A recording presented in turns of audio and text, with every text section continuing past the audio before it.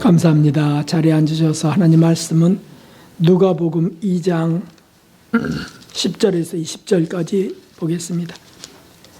누가복음 2장 10절에서 20절까지 말씀.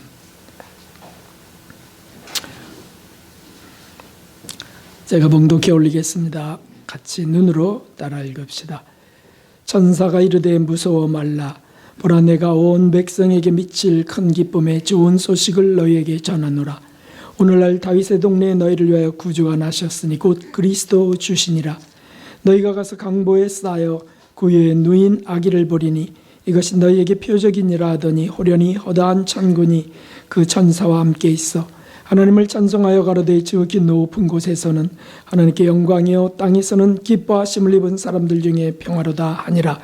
천사들이 떠나 하늘로 올라가니 목자가 서로 말하되 이제 베들레헴까지 가서 주께서 우리에게 알리신 바 이루어진 일을 보자 하고 빨리 가서 마리아와 요셉과 구유에 누인 아기를 찾아서 함께 읽겠습니다. 보고 천사가 자기들에게 이 아기에 대하여 말한 것을 고하니 듣는 자가 다 목자의 말하는 일을 기이 여기되 마리아는 이 모든 말을 마음에 지켜 생각하니라. 목자가 자기들에게 이르던 바와 같이 듣고 본 그 모든 것을 인하여 하나님께 영광을 돌리고 찬송하며 돌아가니라. 아멘. 할렐루야. 하나님의 풍성한 은혜와 긍휼이 하늘로부터 부어지기를 주님의 이름으로 축원합니다. 우리 여러분들에게 주님의 사랑으로 환영합니다. 사랑합니다. 우리가 주님의 사랑으로 환영합니다. 사랑합니다. 감사합니다. 오늘은 선교사님들이 모두 다 모였습니다. 너무 감사합니다. 우리와 관련 있는 선교사님들 고맙습니다. 오늘은 대림절 이제 첫째 주일을 맞아서 특별한 묵상을 하려고 합니다. 인류 최초로 예수님의 초림 소식을 들었던 목자들에 대한 묵상입니다. 그래서 11절 12절에 보면 오늘날 다윗의 동네에 너희를 위하여 구주가 나셨다. 곧 그리스도 주시니라. 너희가 가서 거친 천 강보에 쌓여 나귀 밥그릇 구유에 누인 아기를 보리니 이것이 너희에게 표적이니라. 천사가 전해주는 그날 밤에 그 목자들이 이 놀라운 소식을 듣고 그들은 급히 베들레헴으로 이제 내려갑니다. 그래서 15절에 보면 천사들이 떠나 하늘로 올라가니 목자가 서로 말하되 이제 베들레헴까지 가서 주께서 우리에게 알리신 바 이 이루어진 일을 보자라고 합니다. 그리고 달려가 보니 구유에 역시 아이가 누워 있는데 구주 예수님이셨어요. 그래서 천사들이 전해준 그 놀라운 소식을 요셉과 마리아에게 알리게 됩니다. 20절이 바로 그 말씀이에요. 목자가 자기들에게 이르던 바와 같이 듣고 본 그 모든 것을 인하여 하나님께 영광을 돌리고 찬송하며 돌아가니라. 아멘. 다 전달해 드리고 그리고 자기들은 감동을 갖고 이제 돌아가 버렸다라고 하는 말씀입니다. 이 인류 최초의 메시아의 초림 사건에 대해서 소식을 듣고 목격한 이들이 이 누가복음 2장에만 기록되어 있습니다. 그런데 이 선택받은 이 특별한 목자들은 그 다음에 성경에 기록되지 않습니다. 사라져버렸습니다.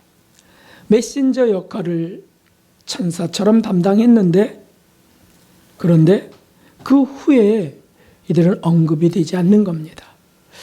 그래서 묵상을 좀 했습니다. 사실은 인류 역사에 가장 충격적인 뉴스를 들은 거 아닌가요? 그리고 본 것이 아니냐고요. 그렇다면은 어떻게 그들이 이 소식을 듣고 안 변할 수 있을까? 변했다면은 브리스길라와 아굴라처럼 또는 사도 바울처럼 그렇게 성경의 인물로서 기록돼야 되지 않을까? 근데 1절 언급이 없는 겁니다.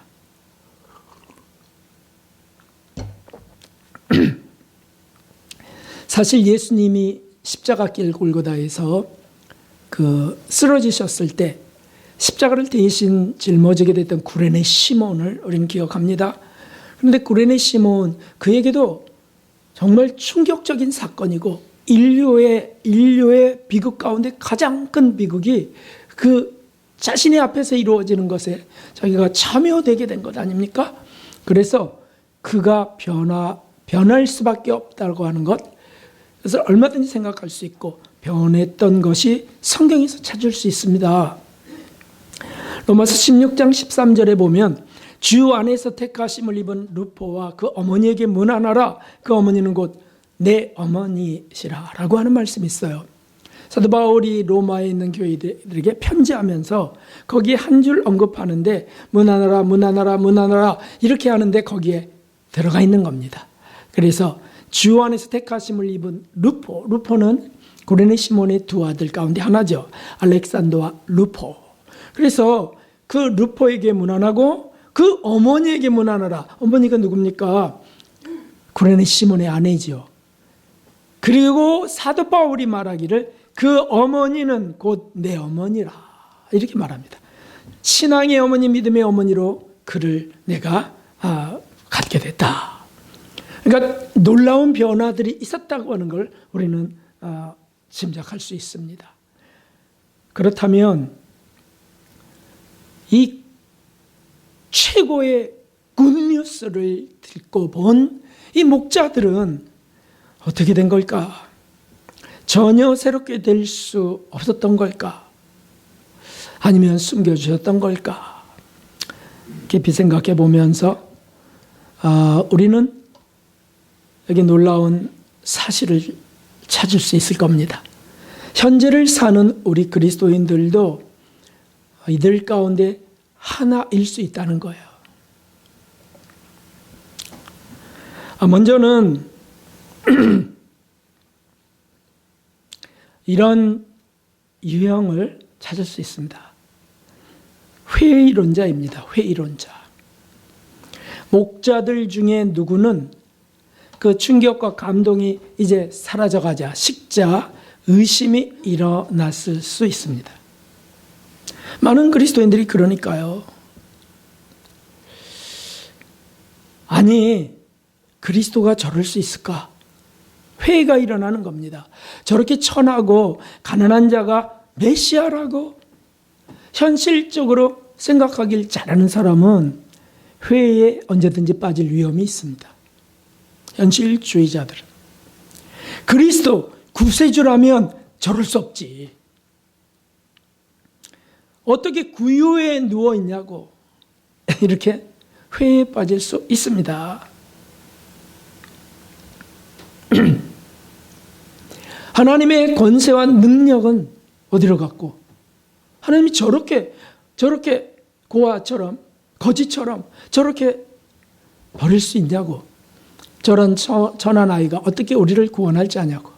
사실 이것은 오늘날의 유대주의자들, 유대인들, 이스라엘에 있는 현재 유대주의자들도 이런 생각 때문에 예수님을 메시아로 받을 수 없습니다.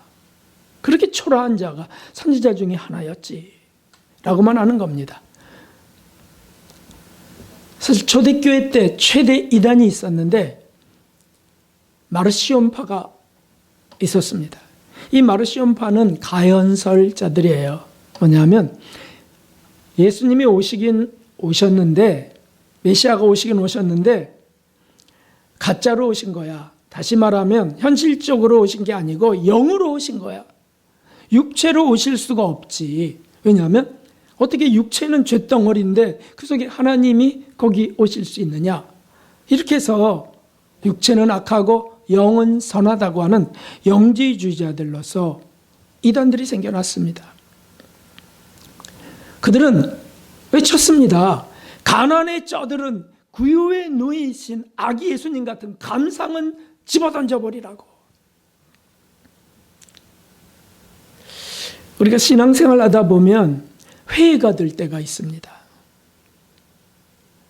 목사님들은 안 드실 것 같죠? 아니요. 목사들도 듭니다. 그래서 내가 정말 믿는 건지 모르겠어 하는 분도 계시고요. 자기에게 불행이 계속 닥쳐올 때 하나님 정말 살아계신가 하는 건 이 죄인의 연약함 속에 당연히 일어나는 회의 중에 하나입니다. 목자 중에 이런 회의가 일어나 중간에 이 믿음을 잃어버린 자가 있을 수 있죠. 우리 현대 그리스도인들도 그런데 뭐 말할 것도 없죠. 과학적 증명을 좋아하는 사람, 현실의 모순들을 부정적으로 회의하는 습성이 있는 자는 위험에 노출되어 있습니다. 언제라도 회의론자가 될 수 있습니다. 하나님이 계시다면 왜 이런 일이 일어나냐고?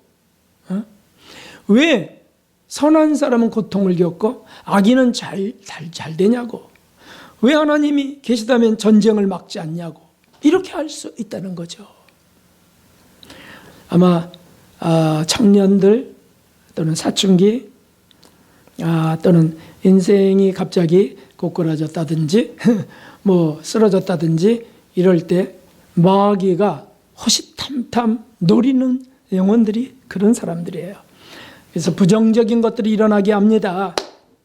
회의론자가 되기를 원합니다. 그리고는 삼켜버리는 겁니다. 이단들이 바로 그런 사람들을 찾아다니는 거 아니겠어요? 교회 다녀봐야 뭐 하나 얻은 게 있냐고, 거기 뭐 하나 확실한 게 있냐고 그러면서 자기들의 그릇된 사상을 전파합니다. 그래서 딸려가는 사람들, 회의론자가 되어서 그게 자신의 인생관이 돼버린 사람, 인생 믿음이 돼버린 사람, 그들은 생명책에서 지워집니다. 출애굽기 32장 33절에 보면 함께 읽겠습니다. 여호와께서 모세에게 이르시되 누구든지 내게 범죄하면 그는 내가 내 책에서 지워버리리라. 아멘. 그냥 우리가 하는 여러 가지의 범죄를 말하는 것이 아니죠. 내게 범죄하면, 하나님께 불경하게 하나님을 불신하는 범죄를 하면 하나님이 썼다가도 지워버리신다고 말씀하셨습니다. 그러므로 믿음에 대한 의심과 회의가 일어날 때, 성경에 대한 불신이 싹틀 때 어떻게 해야 되겠습니까? 그냥 놔두면 안 되는 겁니다. 마치 현대의학에서 말하듯이 우울증에 걸린 사람은 그대로 놔두면 안 됩니다. 약물 치료하면서 상담 치료를 해야 됩니다라고 말합니다. 우리 마찬가지입니다. 그런 불신이 일어날 때 우리는 하나님께 간절히 구해야 된다는 거예요. 내가 왜 이러지? 하나님 저를 그냥 두시면 안 됩니다. 저를 구하소서. 그대로 믿는 단순한 믿음을 주시옵소서. 제가 자꾸 복잡하게 과학적으로 숫자상으로 이런 것들 뭔가 입증해 보려고 하는 이런 것들이 있습니다. 이거 다 지워주십시오. 삭제시켜 주십시오. 하나님을 무조건 선하십니다. 저의 의심과 회의를 용서하소서. 저를 불쌍히 여기사 구원하소서. 이렇게 기도해야 된다는 거죠. 그러면 하나님이 건져주시는 겁니다. 기회를 주시고 이끄시는 겁니다. 목자 중에 이 회의론자 있었을 것 같아요. 생각해 보십시오. 10년, 20년이 됐는데도 주님은 안 나타나는 거예요. 30년이 돼서야 나타나는데 28년째 안 나타난다. 이러면 어떻게 되겠어요? 메시아가 나타났는데 우리는 여전히 로마의 압제를 받고 헤롯 대왕의 탄압을 받고 어떻게 된 겁니까? 얼마든지 회의에 빠질 수 있습니다. 우리는 기억해야 되겠습니다. 예수님이 도마에게 나타나사 나를 만져보고 손을 대어보라 라고 하면서 너는 나를 본고로 믿느냐? 안 보고도 믿는 자가 복되도다 하셨던 그 부활하신 예수님의 말씀을 우리는 다시 되새겨야 되겠습니다. 우리는 믿습니다. 할렐루야. 아멘, 아멘. 회의가 일어날 때 외치십시오. 나는 선하신 하나님을 믿는다.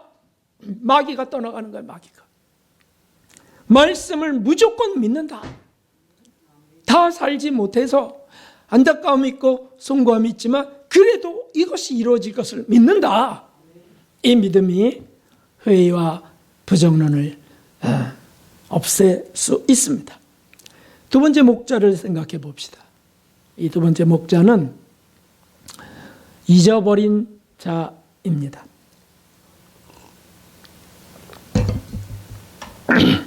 믿기는 믿는데 세파에 찌들어서 그날의 감동이 다 사라져 버렸습니다. 그래서 추억 속의 한 장면으로 남아있는 사람이에요. 그런데 그 놀라웠던 그 기사, 아기 예수님을 만났던 그 놀라웠던 충격, 특별한 선택, 이런 것들이 자신의 삶에 어떤 영향을 미칠 수가 없게 된 사람들이에요. 이런 사람들을 냉담자라고도 합니다. 냉담자. 식어버린 사람들. 그냥 현실이 중요해서 사는데 급급하다 보니까, 열심히 내다 보니까 신앙은 자꾸 다운되고 영적 진보는 없는 겁니다. 문제가 터지면 하나님께 구해서 겨우 뭔가 해결을 받고 그냥 그 정도로 살아가는 거예요. 간신히 이어져 있는 가느다란 줄 하나가 있을 뿐입니다. 그저 돈 벌어 먹고 쓰고 더 이득을 얻으려고 하는 일에 몰두하고, 신앙은 있는데 없는 것 같고, 신앙이 없는 것 아닌데 있는 것도 아닌, 이런 사람들을 성경은 미지근한 사람들이라고 말씀하고 계세요. 예수님이 오셨다, 초림하여 오셨다. 그리고 그가 이제 이 나라를 구원할 거야. 그러면 언젠가는 나타나실 거다. 그런데 나 자신과는 별 관계가 없는 것처럼 믿는 겁니다. 오늘날 현대 그리스도인들 중에 엄청 많을 것 같아요. 예수님이 다시 오심을 믿습니다. 아멘 소리가 적잖아요. 그러니까 그렇게 막 아멘 확신하지 않게 된 뜻이기도 해요. 아니, 믿기는 믿죠. 주님이 다시 오신다고 했으니까. 근데 그냥 내 삶에는 그게 특별하지 않아요. 그리고 세상의 분주한 일로, 또는 재미난 일들로, 또 솔깃한 이런 뉴스들로, 그런 게 다 묻혀져 버린 사람들입니다. 예수님 오신다고요? 그렇지, 주님 약속했으니까 오시겠지. 근데 그게 그래서 어쩌다고, 나와 무슨 관계냐고, 이렇게 하는 그리스도인들이 있다는 거죠. 교회에 적은두고 있지만 그 믿음이 자신을 변화시키지 못하는 겁니다. 그리고는 난 그래도 믿음이 있어라고 하는 위암만 남아 있습니다. 그런 사람을 예수님은 말씀하셨습니다.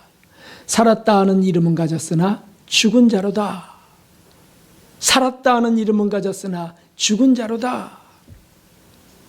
자기는 믿음이 있다는데 너는 죽은 믿음이야. 이 계시록 3장에 하시는 말씀들이에요. 내가 이같이 미지근하여 더 없지도 아니하고 차지도 아니하니 내 입에서 너를 토하여 내치리라. 하나님은 미지근한 걸 가장 싫어하신다는 거예요. 미지근한 거. 한번 다시 생각해 봅시다. 그날 밤에 그 일이 평범한 일이었는가?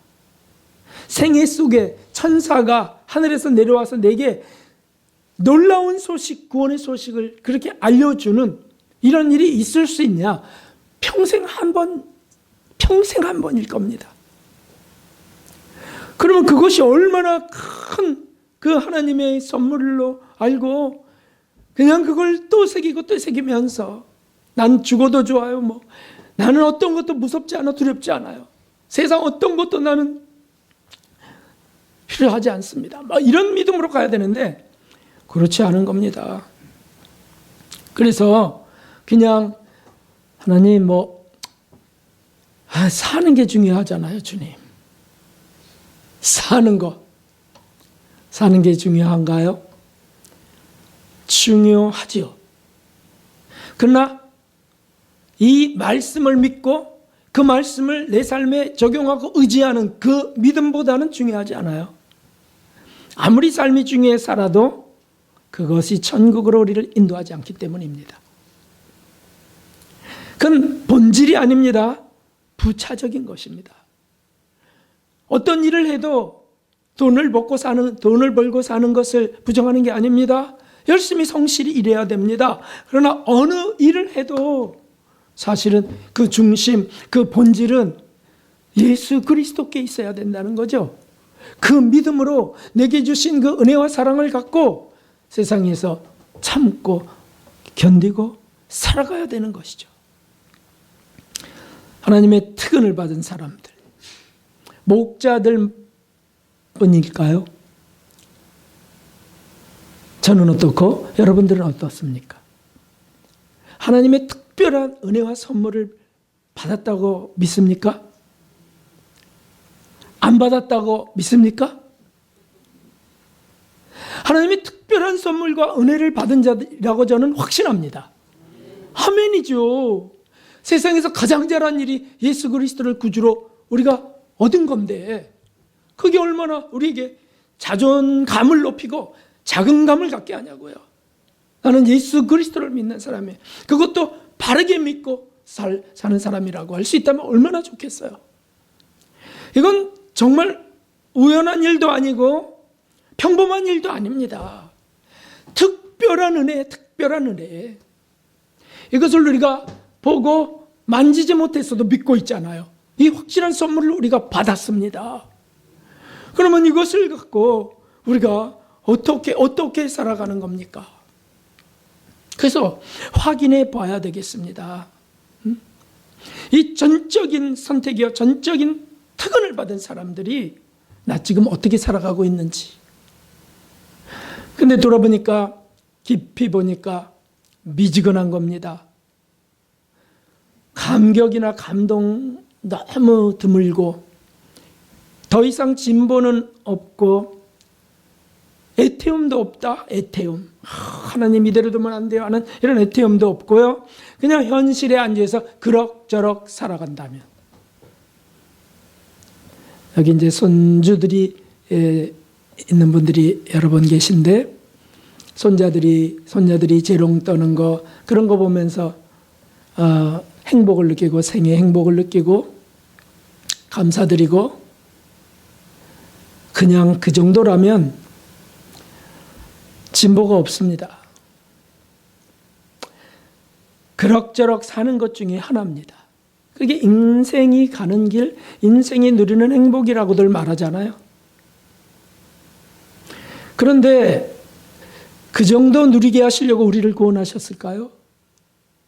그 정도 생의 즐거움을 맛보라고만 우리를 택하셨을까요? 아닙니다. 아닙니다. 그동안 베푸셨던 그 헤아릴 수 없는 기적과 은사들이 그 정도가 아니라고요. 그 정도 능력이 아니라고요. 아들 예수님을 죽이시면서 우리를 살리신 피값으로 산 우리인데, 그리고 주님이 우리를 향해 기대하시는 것이 있는 소망의 사람들인데 우리가 그 정도로 산다고요? 아니요. 그것은 정말 하나님을 무시하는 겁니다. 이런 신자들이 많습니다. 형식적으로 주일 예배를 드리는 거 아니고 예배를 본다 그러죠. 주일 예배 보고 구경하는 건가요? 헌금 좀 하고 마음의 감동은커녕 회개는 더더욱 없고 간절함이나 애태움도 없는 사람들, 너무 가엾고 불쌍한 사람들이죠. 오늘날 현대의 최대의 문제는 재정의 문제가 아닙니다. 교회 건물의 문제도 아니고요, 건강의 문제도 아니고요, 가정의 행복의 문제도 아닙니다. 오늘날 최대의 그리스도인들의 문제는요, 주님에 대한 감격을 잊어버린 냉담함입니다. 냉랭하다는 거예요. 냉랭해. 춤추고 피리를 불고 춤을 춰도요, 가만히 있습니다. 가만히 있어. 냉담함, 싸늘합니다. 아니요, 여기서 탈출해야 된다고요. 탈출. 태우고요, 간절히 찾아 막 울며 부르짖어야죠. 심령의 부흥이 다시금 내게 일어나기를, 하나님 내가 그때 주님을 배웠던 그 충격, 그 감동을 지금 다 식어버렸으니 다시 붙여주세요 주님. 이렇게 해야 된다는 뜻입니다. 살려주세요 주님, 살려주세요. 저를 버리지 마소서. 마른 뼈를 일으켜서 군대가 되게 하셨듯이 저를 이 영적인 죽음의 늪에서 일으켜주소서. 이렇게 부르짖는 자들, 그런 사람들을 주님은 오늘날 찾으십니다. 안 그러면 그냥 잊혀져 버리고 잊혀져 가는 겁니다. 주님도 구하지 않는 자를 어떻게 하실 수 있겠어요? 구하지 않는 자를 어떻게 하실 수 있겠어요? 당자의 아비처럼 기다릴 뿐이에요. 기다릴 뿐.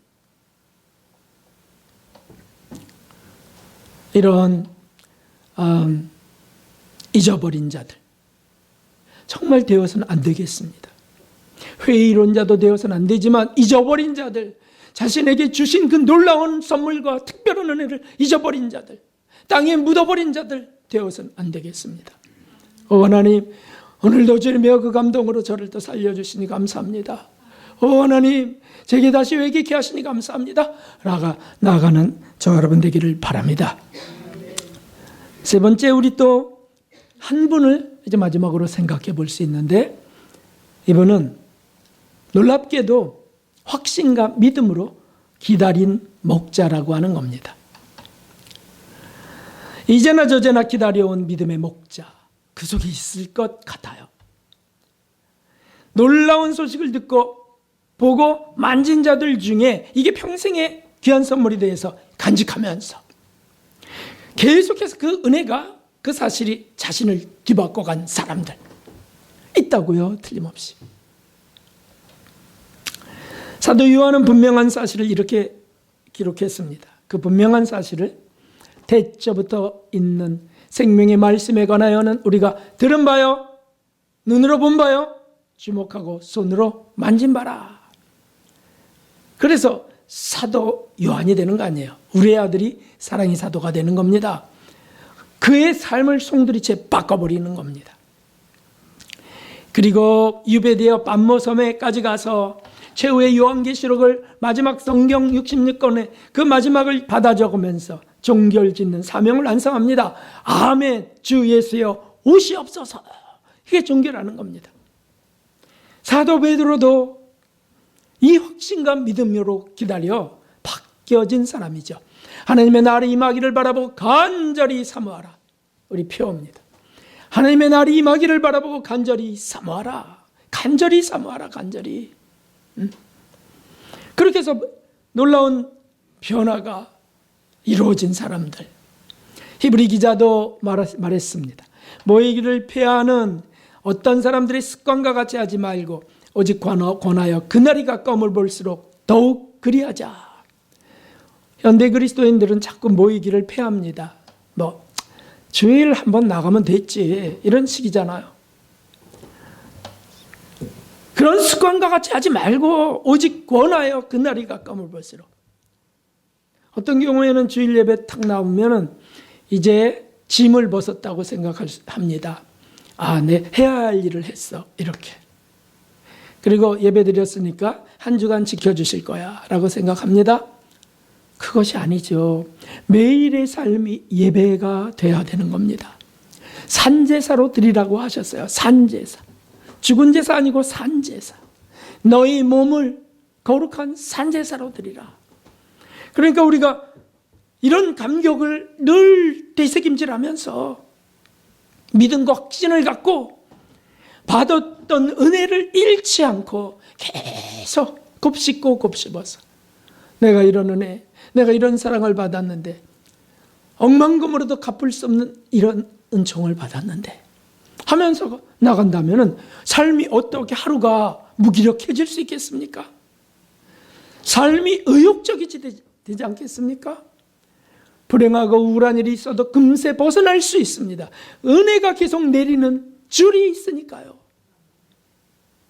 목자들 중에 어떤 분은 그렇게 살았으리라고 저는 믿습니다. 그런데 왜 구레네 시모처럼 그 다음에 이게 안 적혔을까? 그거야 아버지 뜻이죠. 숨겨진 그리스도인으로서 마치 여러분 성지 가시면 제일 은혜가 되는 것이 잘 다듬어진 어떤 성인, 어떤 업적 이런 것들이 아니고 이름 없는 순교자들, 무명의 순교자들, 이런 비명을 보거나 무덤을 보면 그게 은혜가 돼요. 이름 없이 빛도 없이 그냥 묵묵히 예수님을 끝까지 믿음으로 따랐던 자들. 주님도 그런 사람들을 참으로 기뻐하세요. 이 목자 중에 정말 그 믿음을 갖고 있는 사람은 기다리다 늙어서 죽었을 수도 있고요. 또는 늙어 불편한 몸으로 이것저것 주님을 따라다녔을 수도 있어요. 산상수훈 그 자리에 멀찍이 앉아서 저분이 그 아기 예수님이셨어.